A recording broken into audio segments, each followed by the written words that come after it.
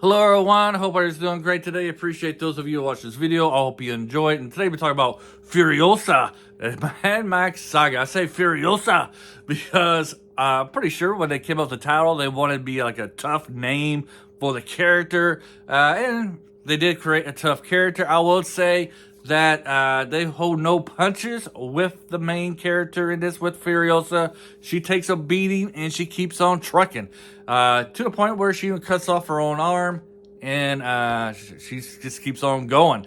For me, if I cut off my own arm, I would be lying on the ground for hours. She cuts off her own arm and she'd be able to escape. Maybe she didn't have any nerves at that time because her arm did get crushed. Anyways, I'm rambling. So let's get into Furiosa here.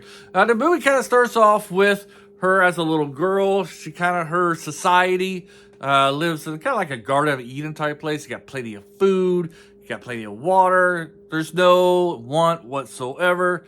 And then we have some people from the outside world come in there. They're getting some food, and one thing leads to another. Then a kidnapping her, bringing her back to the outside world tribe. And if you know the Mad Max universe, the people who live on the outside are all greedy, very brutal societies. All they want is power. They don't care what they have to do to get more resources. If it's slitting somebody's throat, that's what you do.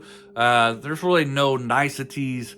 You know, the society she's kind of in within the main group, they're all pretty good to each other to a certain extent. They're still going to be brutal to each other in that group. Chris Hemsworth plays the villain in this movie, and I gotta say, I kind of like how he, with the choice that he made to play this character. This definitely ain't your 80s and 90s action heroes, you know. You never would see Stallone playing a bad guy. Schwarzenegger, you know, he was the Terminator as a bad guy, but then he went to a good guy, and then he was a good guy for a good decade before he became Mr. Freeze. So you didn't really see that, you know. Once these action heroes turn good, they're usually good in all their movies. So I gotta hand it to Chris Hemsworth for taking that choice and becoming a villain. And he plays his role very well. I think I really enjoyed him in the role that he played. I thought he did it fantastically. Played it very well. He can be tough at times. He can be kind of comical. Sometimes he was kind of like too comic book like villain in this movie, but I still enjoyed it. And you know, eventually, you kind of get you kind of get the feeling at one time he was like a good guy, but he just lost too much, and this loss kind of turned him more demented and more to the character that he is portraying in this movie. You know, without even the ending of the movie where he gave his whole backstory to Furiosa, you kind of got that something happened to his family just from early on. He keeps a stuffed animal. He seems to treat Furiosa when she's a little girl kind of a little nicer. You know, he does keep her caged up and strapped, you know, but he does kind of seem to treat her like his daughter. But she was a daughter that's expandable because he does end up trading her away to this other civilization just so he can kind of run the gas city of the gas city, great refinery that provides gasoline for everybody in the area. So, you know, to a certain extent, I can say he treated her like a daughter, but he does seem like he treated her nicer than the rest of the gang. Enough about the story. This movie does have a lot of great action scenes, very action packed.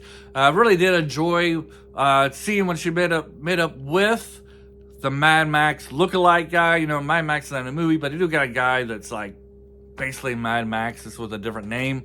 That whole chase scene where they built that new truck to carry the oil, and like I just said, really enjoyed the methods and the way that the outsiders were trying to hijack this truck. I like the design of the truck and how they put certain elements of the truck and weaponry to defend it. And I like the methods that these outsiders were trying to get control of the truck. That whole scene I've really enjoyed. I really enjoyed like all the action scenes were fantastic, really well done, really well shot. You know, I couldn't get enough of them. I thought they were really well planned out, and for the most part, logical. And of course, you do these action movies or some things that are like, is that even possible to happen? But I really liked the planning they made and how they shot those action scenes, especially the chase scenes, were really well done. Furiosa, you really get behind her, you root for her. She starts out as a little girl, so you get to know her as a child and how she's still smart. So she's not really a Mary Sue character, because you can see how she's developing her skills as she grows up into a young woman, which I really did enjoy. And like I said, they hold no punches back with her character. She takes a lot of damage and eventually loses an arm. A little spoiler alert. My problem with this movie, though, is that the length does seem to get a little long. And for those of you who have been watching my previous videos, you're probably saying, oh boy, here he goes with this movie too long thing again, which is sometimes my main complaint on a lot of movies, especially today, is that sometimes the length can be a little bit too long, like a little half an hour too long. For me, before I get into that though, I would like to say something I forgot to say earlier. These movies, all Mad Max movies, and especially this one, you got some great, interesting villains, characters, like the new gang that Chris Hemsworth's character meets up with. You got these guy who's like basically Darth Vader. He has a mask, and then you kind of got the Monopoly guy with him, and he got his weird sons. I just love the villain, the characters that they have in this movie. Now let's get back to why I think this movie is a little too long. Personally, I think the last chase scene should have been when Furiosa reunites with Chris Hemsworth's character to have a big showdown. I think that should have been the final showdown of the movie. And then it could have ended like it did, and skipped the whole war between Chris Hemsworth's people and the people in the hills or cliffs or wherever. The two villain gangs, skip the whole 10 to 15 minute sequence there. Have that part cut out and just have the last part with her running away from Chris Hemsworth. His character there after they're reunited. I think if they did that, you would have the perfect ending. And then you could end it with her returning to her home, the lush lands that she escaped from. And that would have been perfect. Instead, the ending is very messy, in my opinion. So you do get the final showdown. Eventually, you do get the final showdown between Furiosa and Chris Hemsworth's character. Before she kind of finishes him off, he gives her his old backstory. My mouth is really dry,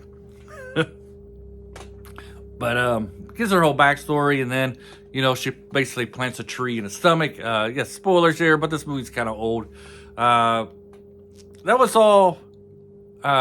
If they could have cut out the war and just went to that part, I think the movie would have had the perfect length.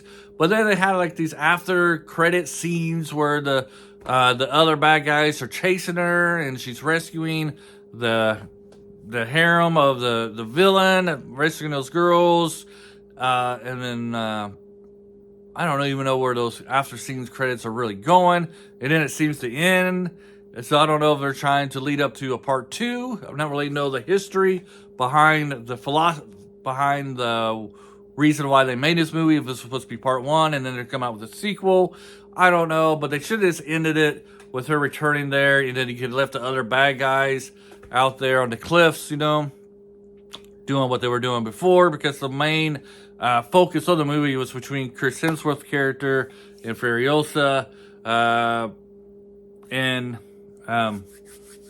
Let me say, I can't remember. I don't have her on my notes, sorry. But the lead actress of this, she did a fantastic job. Her name will be on the front page there, on the title page of this video. She's just excellent. She's been in this movie, and then I think she was in, is it the Gamblet or something like that, the chess movie. And then I saw her in another movie. She's just a really great actress. I think she was the voice of Peach. She did a great job doing the voice of Peach in Super Mario Brothers. She's quickly becoming one of my favorite actresses. I just gotta remember her name and learn it.